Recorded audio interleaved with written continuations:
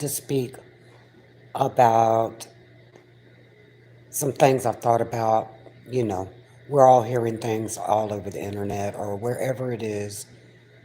Some of us haven't heard because some of us don't even listen to any kind of anything.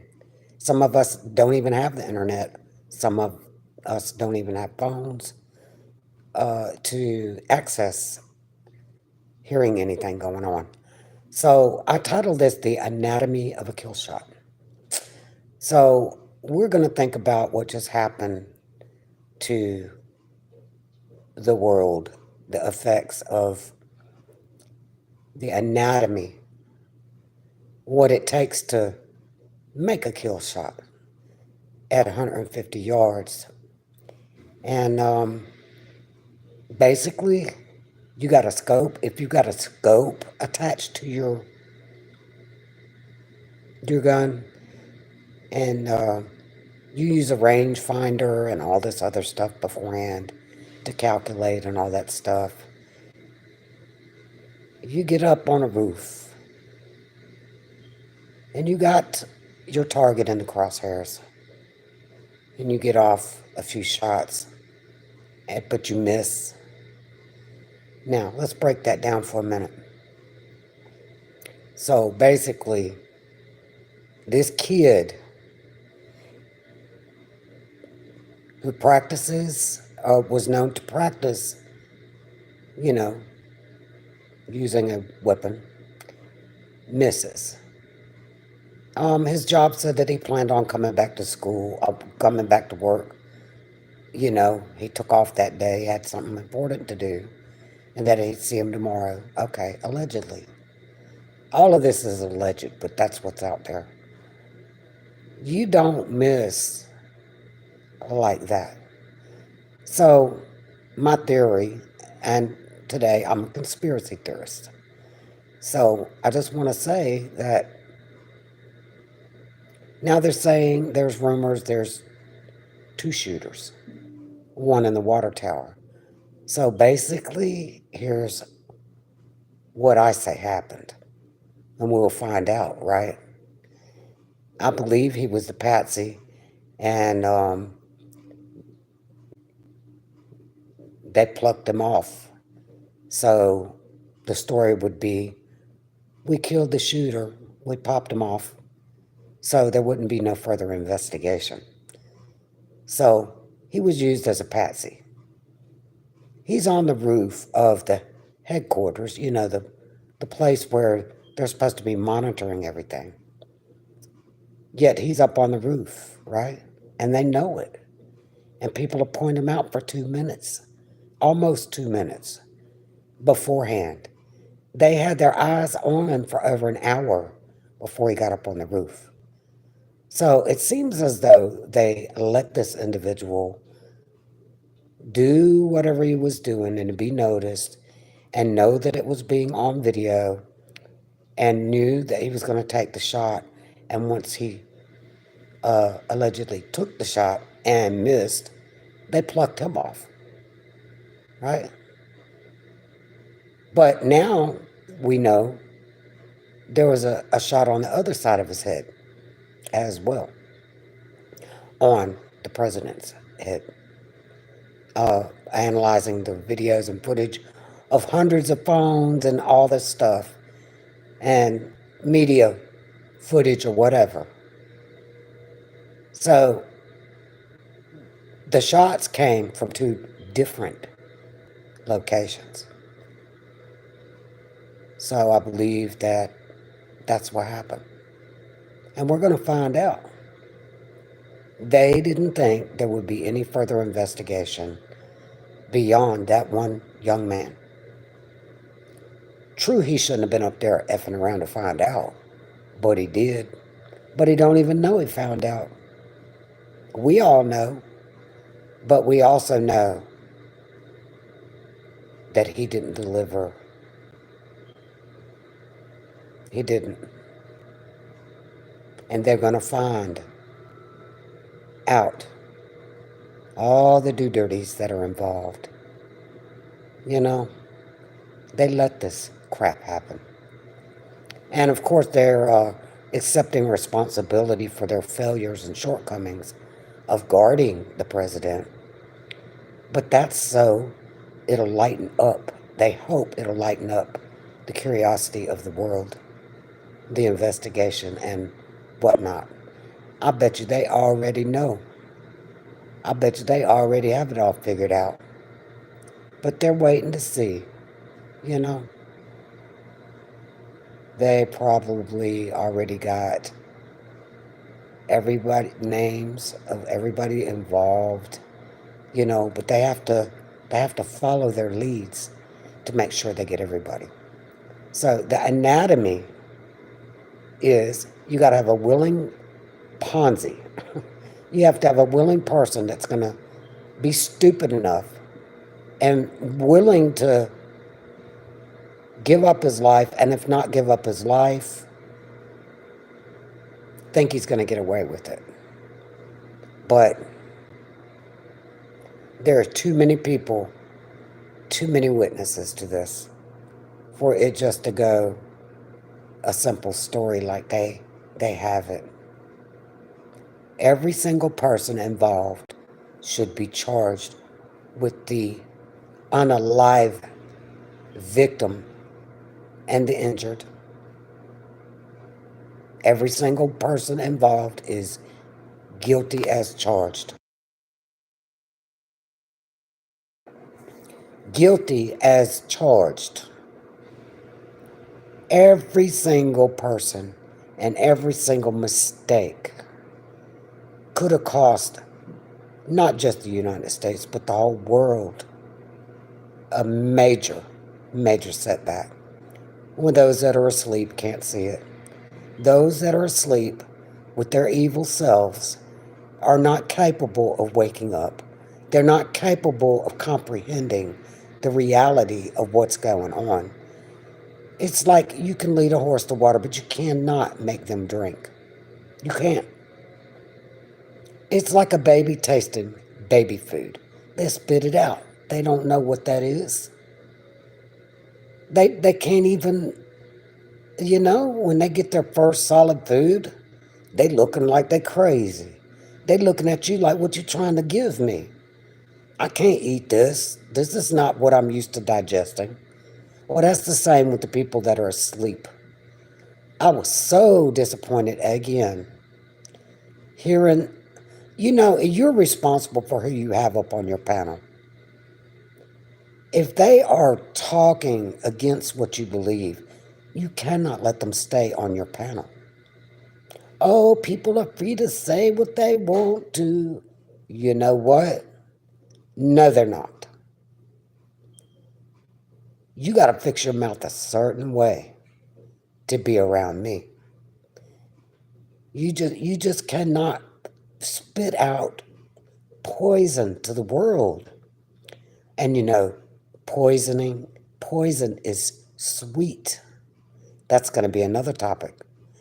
Hey, Prime Mix Child, good to see you in. I just got back to the house and I was going to do a live on food. Oh my God.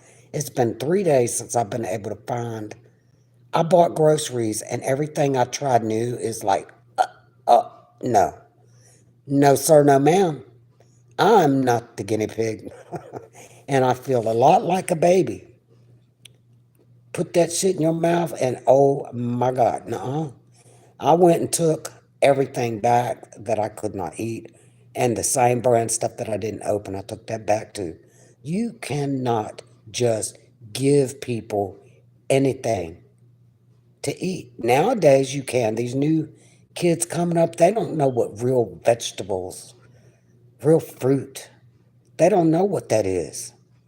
So they'll eat anything that look, you cannot just eat something because it says edible or it's labeled as food.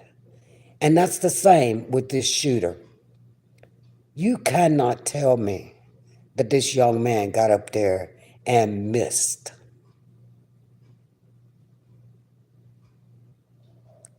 I don't think he fired off not even one round.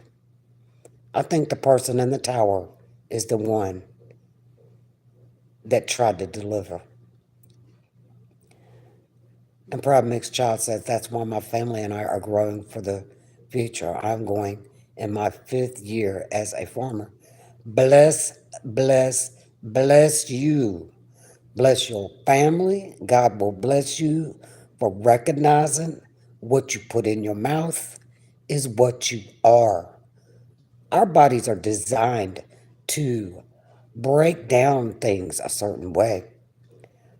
Psyops are often within politics. Yeah, I'm just trying to sit by idly and listen and take it all in, for them to come out with the truth, the whole truth, and nothing but the truth. And it will come out. They're letting people rattle their brain and trying to, you know, uh, praying everybody stays calm until they can come out with it. You can't just deliver some things out to this world because, just like eating, some things do not sit well with people. It will make them sick, literally sick. We cannot digest certain information properly. Some people are incapable of digesting mental thoughts. I have my problems, but hey, we're not talking about me. Let's keep it real. Now, I was thinking, I went into OK Lounge, Gwen's OK Lounge this morning. I knew nothing about the outages of CloudStrike or whatever it's called, breaking down, and I had no idea that had happened. I knew that we lost power here twice yesterday. It was crazy. I don't even know. I thought it was due to the thunderstorms, and it wasn't even raining here. It was just close by. Sign of the times, yes, it is. But Proud Mixed Child, a lot of people are, I would say, they're asleep because they're not awake to what is going on, right? So you got to think about that. These people, when they hear the truth and they have the evidence presented to them, and they still refuse to accept it and digest it, do you know what's going to happen to those people? And we're not talking about the left. We're talking about a large amount of the population that is sleeping, that it's going to affect everyone. The people that have been prepping and that are in remote areas, they don't think that it's going to come out to them. If it comes out at all, they think that they are safe. Let me just say, people are animals and they will go hunting, they will scavenge, and they will hit the trails and they will find these preppers. Oh, you can only fire so many of those 100 guns you got. Yeah, that's right. You can't. It's like watching The Walking Dead. Those hordes of thousands of zombies. They coming out. You go up, walk up the hill. You look down, you see a horde coming. What you gonna do? Uh, what are you going to do? To ignore the inevitable is a sign of fear. And fear is the mind killer. And let me speak on what I got sidetracked talking about Gwen and the outage, the power, and all of the internet and all that stuff. You got to think about this. Our brains, take a human brain and a computer, a laptop. You set a brain on the left and you set a computer on the right. Now, they both run off of energy. Our brains put together that laptop. And artificial is the key word here. Intelligence was created by the brain on the left. And people are saying that, ooh, the artificial intelligence is going to take over. I would like to know how that's going to happen. I do not believe that can happen with too many people being awake for that to happen. If I throw this phone down right now and I destroy it and I turn that TV off, guess what? There's no more control over me. You're not control, but my mind can't be fed anything further. So that's the big disconnect. Now, I came up in a time when we had a rotary phone. I came up in a time when the clock was on the wall or a wristwatch. You had to time things by counting out loud. You had to count your money. You didn't go to the bank. You had to wait on your check in the mail. You had to grow food. You had everything was all so simple then. But now every line has been rewritten. Every means has been rewritten. What we see, the Jetsons, and the Flintstones. I would much rather live in the Flintstones times than the Jetsons times. Right? Let me read what you said. 85% of AI projects fail because several factors contribute to this high failure rate, um, including poor data quality, lack of relevant data, and insufficient understanding of AI's capabilities. Welcome in, SBK. Welcome in. Thank you for the roses. Stone Age, Space Age. Requirements. Yeah, okay, requirements was AI's capabilities and requirements. Greetings to the chat, says SBK. So, it's like I remember one of the most fantastic things that ever came about was a phone cord being 20 feet. 20 feet. You had to talk on the phone in front of everybody in the room. You had to wait 30 minutes to an hour for somebody to get off a call. And there was no call waiting. And they had party lines. Imagine that. Yeah. That's that's the real world. That's when we had to engage brain, right? And let me tell you something. I think that I really need to and I woke up with this thought this morning. How I overcame my addiction. I had to come to terms and I had to repeat for a many days and many weeks and put into practice what I was telling myself. The brain controls the body, right? My brain had to reprogram my hand not to reach out and do certain things. My brain, I had to rewire. Now, we're talking about my brain versus a laptop. You can rewire, oh, some people might say reprogram yourself. And this is with any addiction. I literally had to reroute my daily life where I could go, where I could not go. I literally could not go and visually look at places that I had been. And it's just until recently I can drive through those areas. I can drive through the hood. I can just drive on through and I'm not affected. Money was a trigger. I took a job as a cashier. trying to desensitize myself that a $20 bill meant I can go get some drugs. Ashtrays used to be a trigger. I had to stop using ashtrays. So I'm not going to go into the details on that.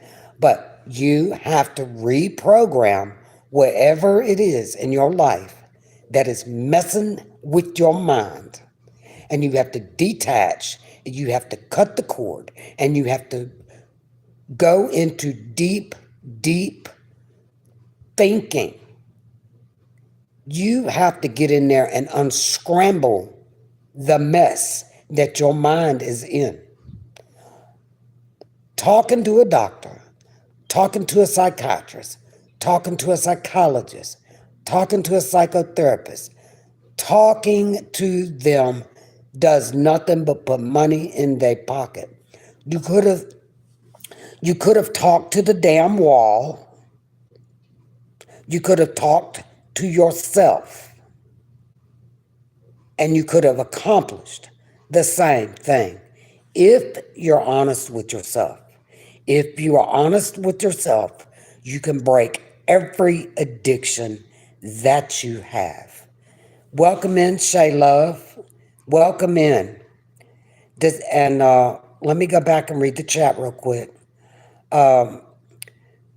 Despite the limitations it had, remember the time confined. I don't know exactly what that said, Primex Child. But now, so many people ask me, how did you break your, how were you able to get over being a drug addict? Now, I'm talking 17 years of being a drug addict. Out on the streets, that was my choice. I chose to live that way. I chose to put myself in a position to go put myself in a position where I could easily do what I needed to do to get the drugs. See, and you have to make yourself uncomfortable and put yourself in a position. And secondly, the first thing is I had to literally saturate myself in my mother's home. I had to literally lay on the couch and say, oh my God, thank you so much. Laying on this couch, I could be somewhere else, hungry, wanting the next fix, doing the dirty deeds that it takes, not being clean as I should be every day. I had to talk to myself now. I had to tell myself, I am laying on a clean couch. I am protected from the elements. I don't have to look over my shoulder. I have food to eat if I'm hungry. I have water to wash my booty if I need to. And I'm not looking at other people struggling with the same thing. So the first thing you have to do is make yourself uncomfortable and get re-comfortable as you were before your addiction. I missed so much while I was out there on them streets. Did I have blackouts? No, I was not connected to the TV. I wasn't watching the news, and the internet wasn't even around during this time, right? There wasn't even cell phones. There weren't beepers. There weren't any devices like that going on. You literally had to use a payphone. And it wasn't a quarter, y'all. It might have been a quarter. I don't know. Because I stayed where I didn't have to use a phone. So anyway, and not glorifying anything. Not at all. Oh, the tin can telephone with the strings. Oh, I'm sorry, Proud Mixed Child. Yeah. Yeah, you're right. And learning to eat again was a thing, right? Learning to Eat every day. Eat every day. And back then, there was plenty of real food, right? So I don't want to get back on that kick, but I had to reprogram every single aspect of my breathing. You have to learn how to breathe, inhaling and exhaling normally. There's nothing worse than holding your breath somewhere for no reason at all. Looking crazy as hell holding your breath. What the hell you holding your breath for? Oh, I'm sorry. It's a habit. A bad 17-year habit, right? So, with that said, our brains are fragile and you've got to watch what you put in them. You got to watch who you let talk to you. You are responsible for what goes in your mind. If you're not in a position to control or monitor or, what goes in your mind, you need to change positions. And look, here's what I did. I just did this almost 8 weeks ago. I let go of my animals. I let go of my home. I let go of my possessions. This house I'm sitting in right here, this ain't mine. No, sir, no, ma'am. This ain't mine. No. I had to be, and it wasn't drugs that I shut it down for. I shut it down because my family has lost their damn minds since my mother passed away. And I'm not going to be the punching bag, although I could be easily. I'm not going to be the punching bag. So I've been here, done this. I'm 14 years clean. So if something is too painful, you have the ability to change it, right?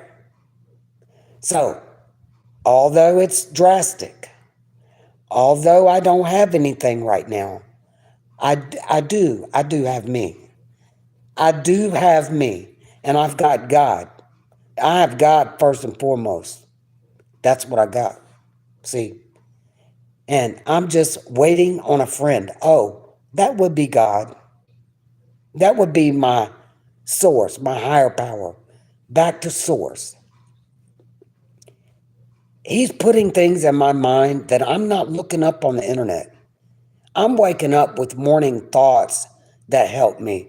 And that is this sadness that my family is that they're going through. Mourning is normal, but there is a degree into which you've got to get back on your path. You got to jump back on your horse, saddle or no saddle, bareback if you must, and ride out. Slap it on the ass and ride the hell out. Go and get going. Now, back to this shooter. The anatomy of the anatomy of a kill shot. Well, I guess you could apply that to my situation. The kill shot is I done fired my rounds and I'm walking away, and it's clean shots, and I'm going on my path. I'm very careful, because somebody could walk up to me with a shit ton of drugs somewhere when I'm out there, right? And be like, you want to get high? And lo and behold, my stomach might do a flip. But I better get in front of my mind right then and there. This person doesn't care whether I live or die. They want to get me caught up. Why are they offering me this poison? Why do they want me to go down that road again? Why would they knowingly do that? Because it's a setup, it's for their benefit, there's no benefit in it for you. When people know that you overcame something and they want to try you, they want to put the poison in front of you and see if you're going to hook, line, and sink with it. No, sir, no, ma'am. You better, hey,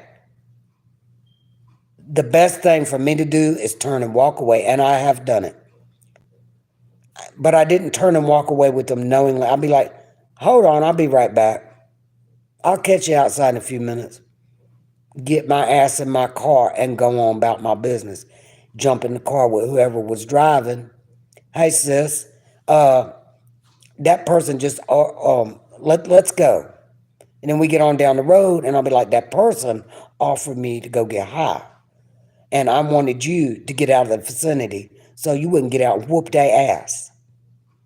Because see, people with their minds right, they see it the same way I do, and I've gotten to the point. Now look, I'm willing to help anyone, but they have to. I cannot walk out there and hold their hand. I can just tell them, I can give them the keys and the tools, and either they can do it or they don't. See, I'm supposed to be public speaking all over the United States. That's what I'm supposed to be doing. I'm supposed to be doing public speaking at these drug, get clean conventions. Not AA. I will never speak at an AA meeting again. And when I went to the AA meetings, I'm like, this shit is not for me. 12 steps? I don't have time for 12 steps. If you're working 12 steps, more power to you. But let me tell you, there's an easier, quicker, better, less painful way. Right? Oh, well, I've been going for 30 years. Hey, so you still in the trap? You still in the 30-year trap? Wouldn't it be nice if you didn't have to go to a meeting and look at other people and enjoy your life, but you got to go to a meeting? Oh my God. I say bump that. And I told my officer, hey, F you, I'm not coming back. Lock me up if you must. And that's another story too. Anyway, I've been on here about 32 minutes, and I just wanted to say that young man that they're saying put the kill shot on Trump, bullshit. I'm calling complete bullshit on it. And hit me back if I'm right. Come back and see me again if I'm right. It's going to be a little bit, but we're going to find out. We're going to F around and wait around, and then we're going to find out. And with that, I hope y'all have a blessed day. And I hope everything, if you're struggling with something, get your mind in control of it. It's going to be painful and it's going to be long, but the outcome is rest and peace of mind. That's what you got. Promise, child, stay safe and blessed, and take care, everyone. That's right. Love to all of y'all. Y'all stay strong. Keep it together, dog. Keep it together, y'all. I can't even talk. Have a luminescent evening, Amber. Yes. And what is that other word? What's that other word we like? Have a lucid day.